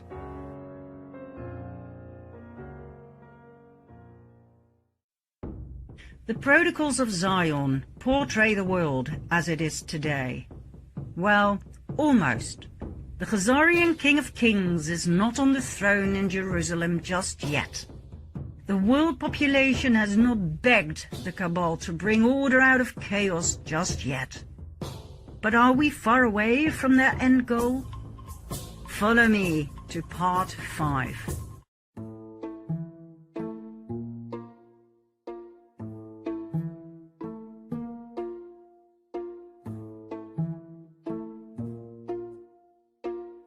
Let me take you on a field trip to Georgia, US. On a hill in Elbert County, there is a granite monument called the Georgia Guidestones. Built in 1980, the monument is veiled in mystery. It was commissioned by a man who used the pseudonym R.C. Christian. He paid a handsome price, but insisted on remaining anonymous. The monument consists of 4 massive standing stones, 1 slab stone at the top, carried by a pillar stone, plus 1 explanatory stone. 2 things are captivating. First of all, the monument is an astronomical clock and calendar, focused on the sun, the moon, the equinoxes and the solstices. A hole was drilled in one of the stones, through which one can see the North Star. Secondly, the stones contain text, information about the future Earth and the era of reason. It is written in 8 modern languages.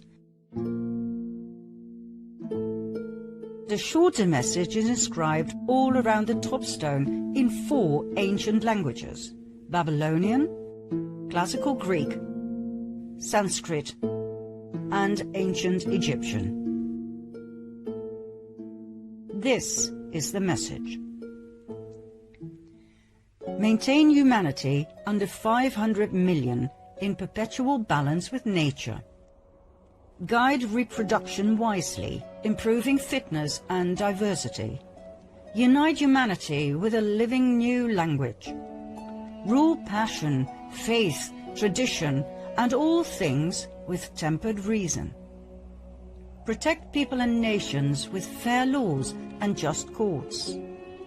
Let all nations rule internally, resolving external disputes in a world court. Avoid petty laws and useless officials. Balance personal rights with social duties. Prize truth, beauty, love, seeking harmony with the infinite. Be not a cancer on the earth. Leave room for nature. Leave room for nature.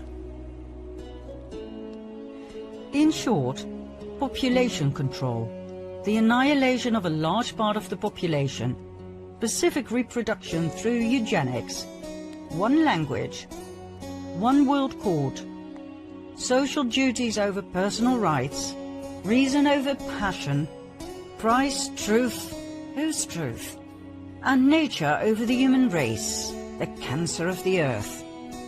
And not to forget what they call the age of reason, not the age of love, or the age of compassion, or the age of abundance for all. Obviously, this monument cannot be accused of being a hoax. After all, it simply stands there. So, what are we looking at? Who on earth was the mysterious Mr. Christian who was willing to pay so much money for something so intricate and controversial? It seems to us that the Georgia Guidestones perfectly demonstrate the goal of the Cabal, the protocols of Zion, and the way they've been trying to hide their true intentions, by means of the eagerly gullible term sustainability. So, what do we see in our world today that is a reflection of these guidelines, these goals? Enter the United Nations. Believed by the majority of the people to be a wonderful institution, the UN was founded right after World War II in October 1945. Officially, the UN was set up to maintain worldwide peace and security and to develop relations and cooperation among nations. Their blue helmets are associated by many with the protection of the people. They are called the peacekeepers. Well, that's one side of the coin. The other side shows quite a different picture. A picture in which the UN's goal is a new world order, a one-world government as promoted by the learned elders of Zion. Is that a proven fact? Yes. In 2008, the UN actually set up their very own UN New World Order project, led by Nelson Mandela's grandson and ex-CIA Jaime Ilian.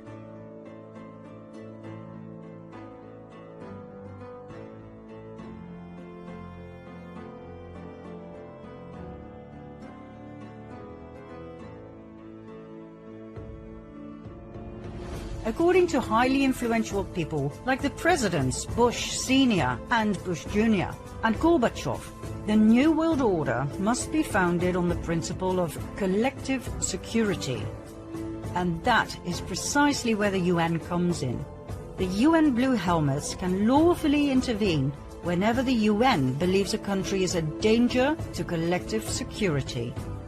They can lawfully send an army and attack that country, like they did in the Korean War in 1950 and again in the Persian Gulf in 1990. Or they can lawfully send military missions to a country like in Sierra Leone from 1999 till 2006.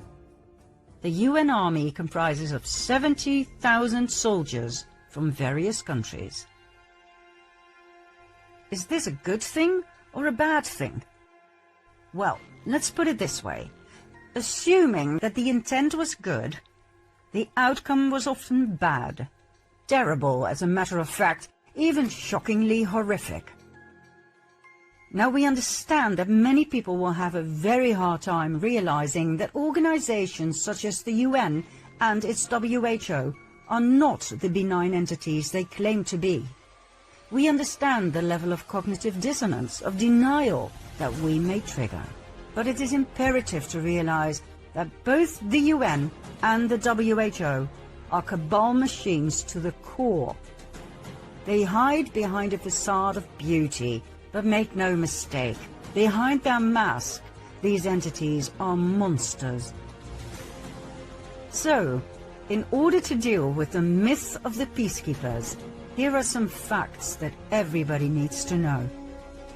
The UN has been involved with sexual exploitation and abuse for decades. There have been countless reports of sexual abuse, rape, women and child trafficking. When UN peacekeepers were stationed in Cambodia in 1993, the number of prostitutes rose from 6,000 to more than 25,000 in that year alone. the widespread use of prostitutes involved violent sexual abuse of girls.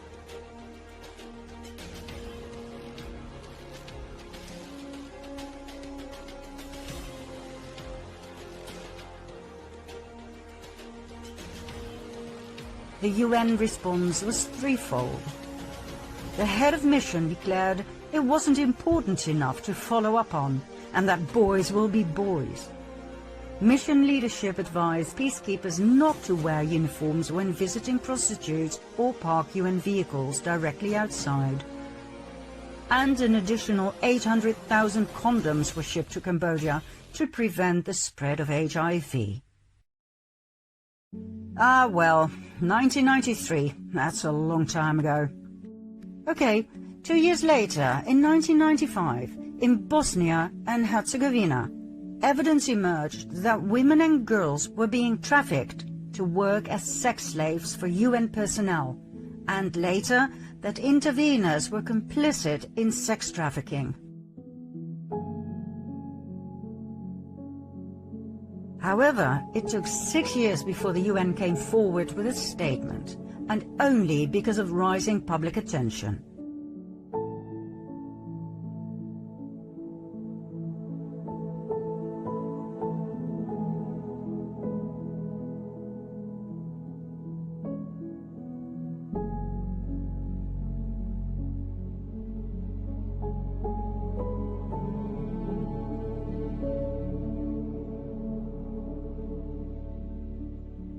The official investigation into this matter reported an obvious reluctance by the UN to recognize the involvement of peacekeepers in trafficking.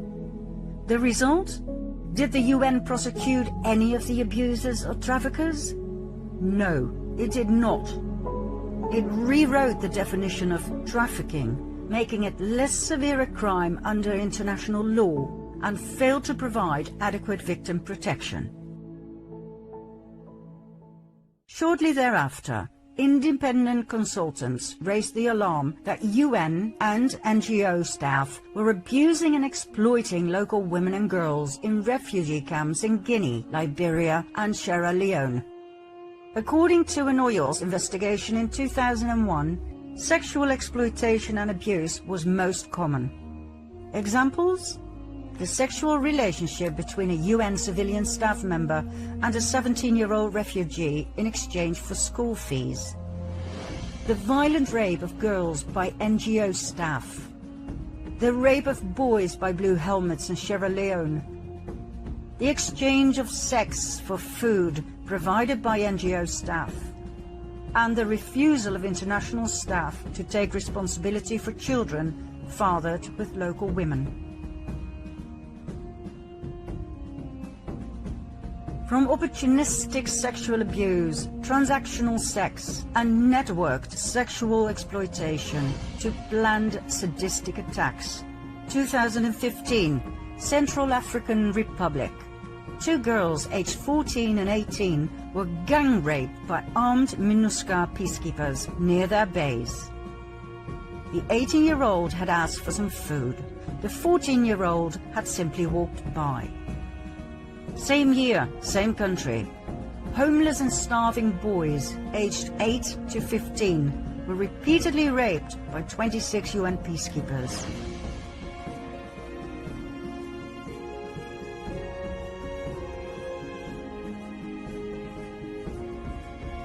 And UN peacekeepers randomly shot and killed a 16-year-old boy and his father and raped a 12-year-old girl.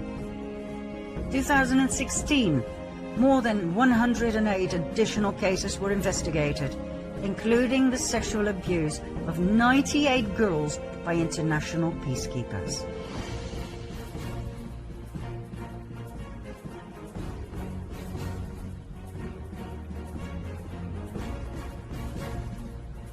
The list of sexual exploitation and abuse is endless.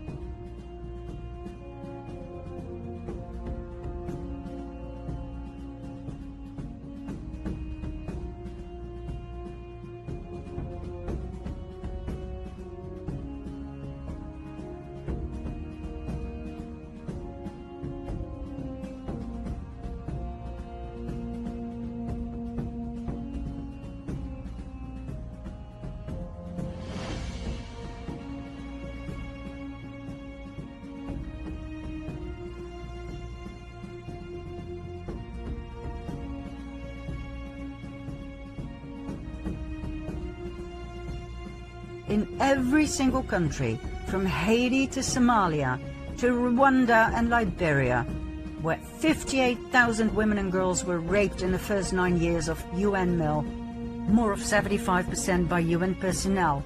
From East Timor to Sarajevo, Bosnia, where Italian peacekeepers ran child prostitution rings from their barracks, the blue helmets left a trail of abuse and trauma.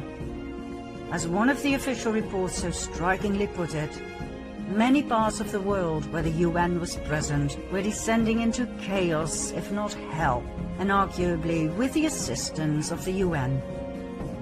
There were plenty of investigations, but hardly any of the perpetrators who admitted to their crimes were prosecuted. Let that sink in.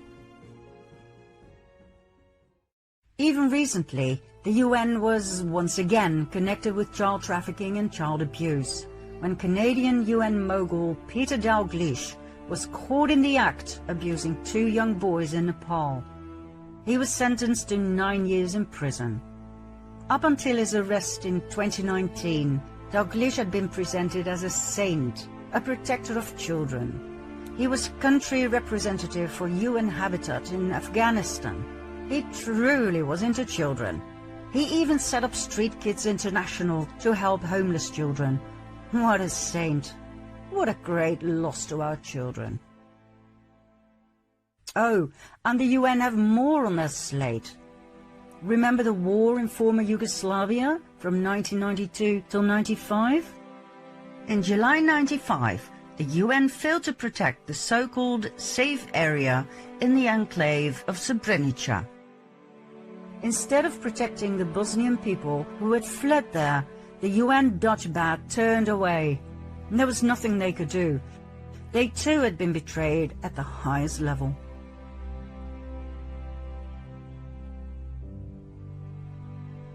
"8,372 Bosnian men and boys were separated from their families one night and were slaughtered by Serbian armed forces.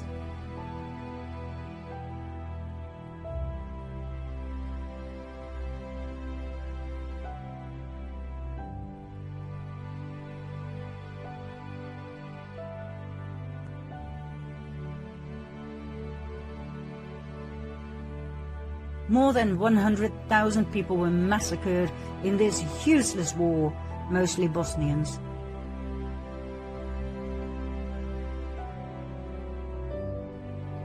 Between 30 and 50,000 Bosnian women, children and elderly were raped and deported. The official status of genocide wasn't acknowledged under international law until 2004.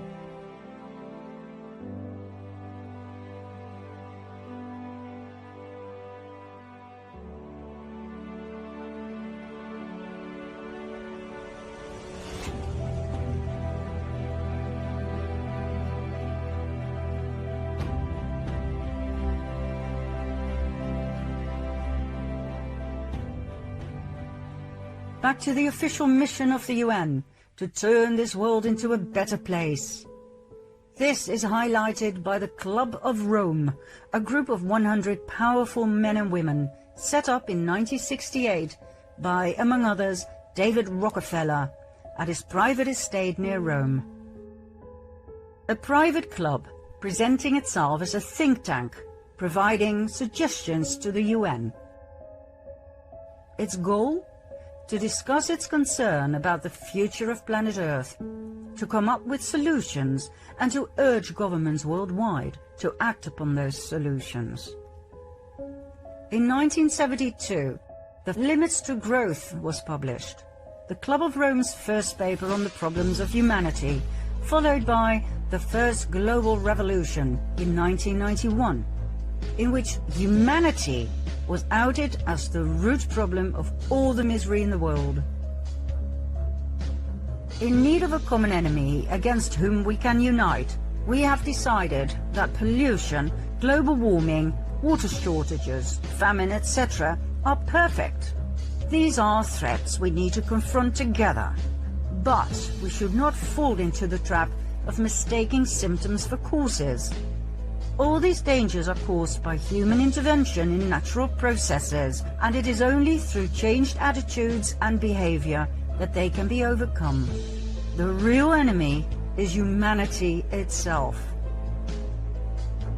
This, my friends, was the foundation of everything that was about to unfold. Humanity as the cause of all problems. The UN was delighted by the Club of Rome. It had founded the World Commission on Environment and Development in 1983. And the parallels with the conclusions of the first Global Revolution research paper were obvious. From now on, sustainability was the cabal's magic word.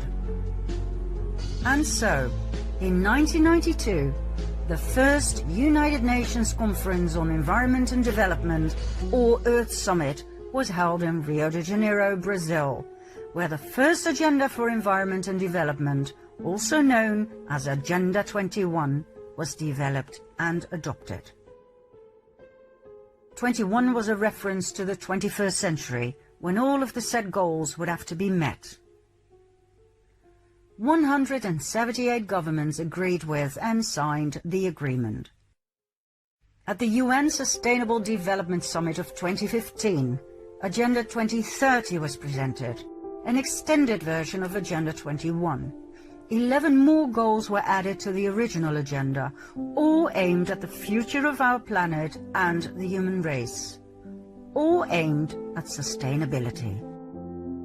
By now, 193 countries were participating. Do you know how many countries there are in the world? Only 2 more.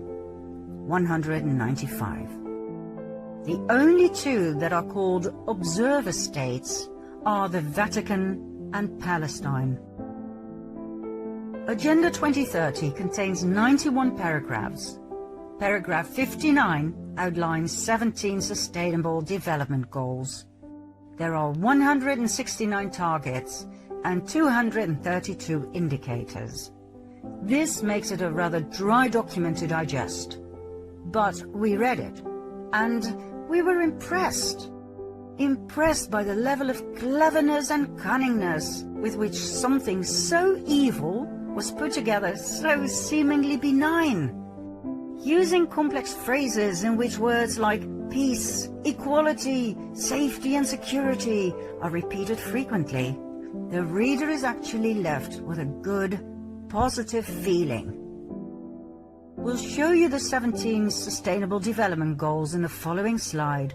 Feel free to pause the video and have a proper look. We will, however, continue swiftly, as we wish to point out where things go wrong, not where things appear to be right.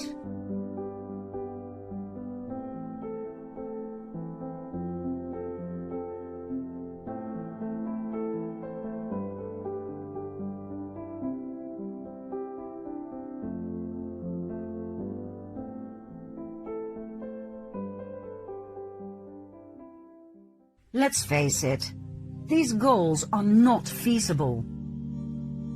The Club of Rome and the UN can use as many beautiful words as they can come up with, but how on earth are they going to accomplish these 17 goals?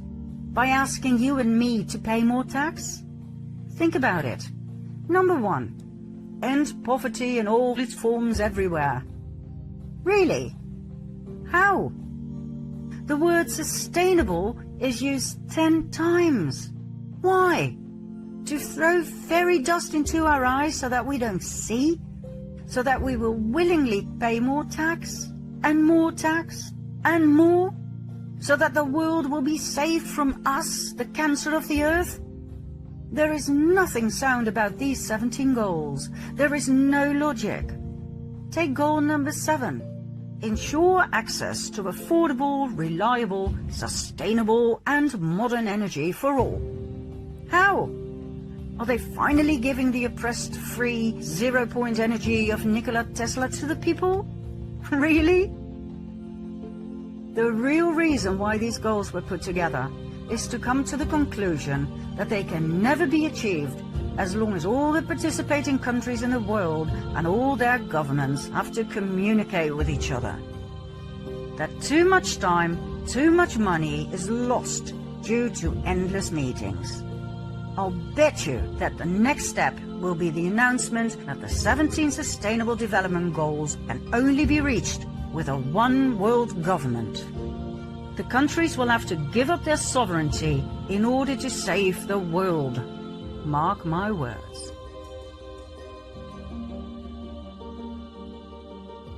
The essence of the entire Agenda 2030 is socialist communistic. It describes equal distribution of goods and money, which sounds great, but which in fact means that the rich countries are to share their wealth with the poor countries. These poor countries are generally run by highly corrupted usurpers, dictators, such as Kenyatta of Kenya and Obiang of Papua New Guinea, or Xi Jinping of China. Are they going to share their wealth, their blood money, with their people? That sounds like a wonderful idea to get rid of poverty once and for all. Everybody would be rich in a split second. Let's take all the money from these corrupted governments, add to it the immense wealth of the Rothschilds, the Rockefellers, both the British and the Dutch royal families, and of course the Vatican. Let's redistribute that wealth among the world population. My, what a marvelous idea to end poverty once and for all. Well, no. The people will share with the people. So, in my case, the Dutch taxpayer will have to pay and share with the poor people of, in this example, New Guinea. Now, don't get me wrong, I am for sharing, absolutely, but not according to the plans of the UN, where corrupt, malign governments remain unaffected. Read the paragraphs, the targets and indicators of Agenda 2030. Read them well, and you will see that the people will bleed, not the governments. Whenever governments talk about equality, you can rest assured that communism is involved, and they don't even hide it. Top globalists such as former NATO chief Javier Solana, a socialist, openly celebrate the plan as the next great leap forward. That's right, the old campaign slogan of the Chinese Communist Party.